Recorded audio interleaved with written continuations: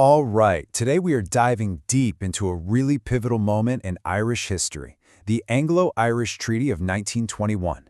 Now, this was a document born from some pretty brutal violence, a document that promised lasting peace, but instead it ended up delivering a bitter and tragic civil war. Okay, so to really get a grip on this treaty, we first have to understand the war that came right before it. By 1920, the Irish War of Independence wasn't a conventional conflict. No, this was something way more desperate, way more brutal. You had the Irish Republican Army, the IRA, waging this gritty guerrilla war against British forces. And the British government's response? Well, they deployed these irregular forces, most notoriously the Black and Tans.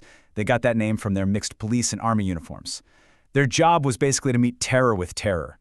And the result? A horrifying cycle of violence that just completely engulfed the country.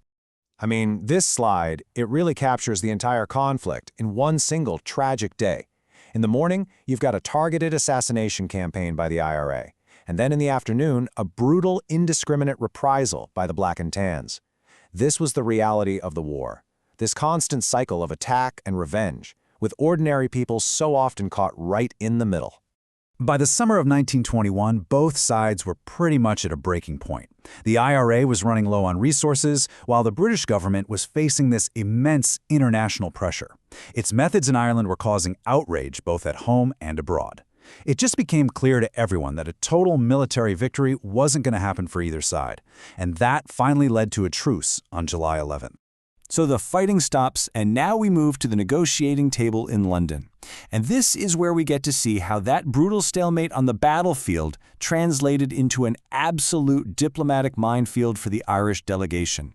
The two sides showed up with goals that were just fundamentally opposed. You've got the Irish delegation led by Arthur Griffith and Michael Collins, and they're aiming for one thing: a fully independent 32-county Irish republic. Simple. But British Prime Minister David Lloyd George had to answer to his Conservative partners in government, and they were insisting that Ulster remain part of the UK and that Ireland stay within the British Empire. A complete clash. You see, Lloyd George's political survival depended on keeping the Unionists and his government happy.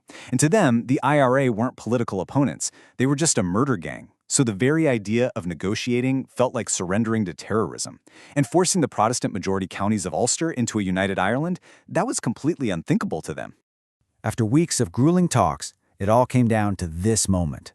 Lloyd George, who was a master negotiator, presented the Irish delegation with a shocking ultimatum.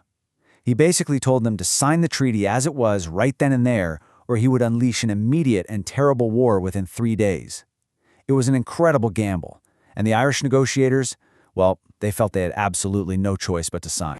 So, what was in this incredibly controversial document? Let's break down the compromise that the Irish delegation was, as they put it, bounced into signing on December 6, 1921. The treaty created what was called the Irish Free State, a self-governing nation for 26 of Ireland's 32 counties. Now, it granted a level of freedom far beyond anything that had ever been offered before, but, and it's a huge but, it came with two enormous, deeply divisive conditions: partition of the island and an oath of allegiance to the British Crown. So this dominion status was what was on the table instead of a full republic. The new Irish Free State would get complete internal self-government, a lot like Canada had, but it would still remain a part of the British Empire with the king as the official head of state. And this was the symbolic sticking point. For so many Republicans who had fought and bled for a total break from Britain, this oath was an absolute betrayal. It wasn't seen as just a technicality. It was this profound symbol of continued submission to the very crown they had fought so hard to overthrow. So, the treaty that was supposed to end one war with Britain, well, instead, it ignited a new one. This was an internal conflict that would pit Irishmen against Irishmen. And this number right here, this is the vote that sealed Ireland's fate. When the treaty was brought back to the Dáil, Ireland's revolutionary parliament, it passed by this razor-thin margin, just 7 votes. The narrowness of that vote just shows you how deeply and how painfully the nation was now split, right down the middle. This debate just tore the nationalist movement apart. On one side, you have Michael Collins and the pro-treaty folks arguing, look, it's not perfect, but it's a stepping stone. It's the freedom to achieve more freedom. But on the other side, you have Eamon de Valera and the anti-treaty Republicans, who saw it as a complete betrayal. Comrades who had fought side by side against the British now became mortal enemies. And what followed was a civil war that was even more brutal than the War of Independence itself. The new Free State government, led by Collins, moved ruthlessly to crush the opposition. And then, in a final devastating tragedy, Michael Collins himself was assassinated in an ambush in August 1922 by anti-treaty forces. So, after all that bloodshed, how should we look at this treaty? Was it a pragmatic achievement that laid the groundwork for independence, or was it just a catastrophic failure that plunged Ireland into darkness? You know, the answer really depends on when you ask the question. From a long-term perspective, you could argue that Lloyd George achieved something that had escaped British statesmen for a century, a workable, if deeply flawed, solution. He managed to navigate these immense political pressures to forge a settlement that, for better or worse, really defined Anglo-Irish relations for decades to come. But at the time, that view would have seemed completely insane.